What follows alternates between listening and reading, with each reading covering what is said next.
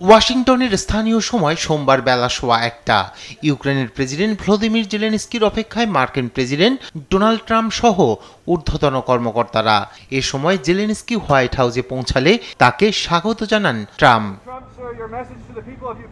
৩.৫ বছর ধরে চলা রক্তক্ষয়ী রাশিয়া ইউক্রেন যুদ্ধ থামাতে রেফারির ভূমিকায় মার্কিন প্রেসিডেন্ট। এই যুদ্ধ বন্ধের লক্ষ্যে রাশিয়ার প্রেসিডেন্ট ভ্লাদিমির পুতিনের সঙ্গে বৈঠকের ৩ দিনের মাথায় সোমবার নিজ বাসভবনে জেলেনস্কির সঙ্গে বৈঠক করলেন ট্রাম্প। পরে ওভাল অফিসে পাশাপাশি বসে সাংবাদিকদের বিভিন্ন প্রশ্নের জবাব দেন দুই প্রেসিডেন্ট। এ সময় ট্রাম্প জানান, শান্তি প্রতিষ্ঠার জন্য যুদ্ধবিরতি অপরিহার্য নয়। যুদ্ধবিরতির প্রয়োজন নাও হতে পারে। আপনারা যদি লক্ষ্য করেন দেখবেন এবছর আমি ৬টি শান্তি চুক্তি করেছি, সবই ছিল যুদ্ধের মধ্যে। আমি কোনো যুদ্ধবিরতি করিনি, বরং যুদ্ধবিরতি ছাড়া এসব শান্তি চুক্তি করেছি। পাশাপাশি ভবিষ্যতে ইউক্রেনের জাতীয় নিরাপত্তায় যুক্তরাষ্ট্র সংশ্লিষ্ট থাকবে বলেও আশ্বস্ত করেন ট্রাম্প।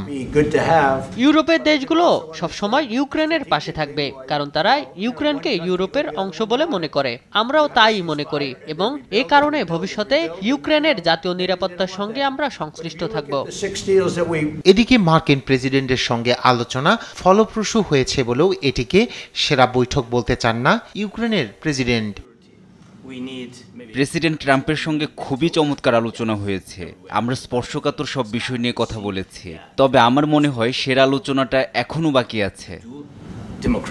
যৌথ সংবাদ সম্মেলনে ভ্লাদিমির পুতিন ও ভলোদিমির জেলেনস্কির মধ্যে বৈঠক আয়োজনের কথা জানান ডোনাল্ড ট্রাম্প। তবে কবে কোথায় এ বৈঠক অনুষ্ঠিত হবে সেই বিষয়ে কিছু জানাননি তিনি।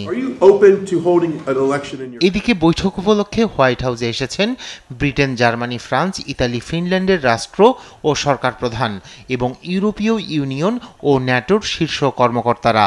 জেলেনস্কির সঙ্গে বৈঠক শেষ করে তাদের সঙ্গেও আলোচনায় বসেন ট্রাম্প।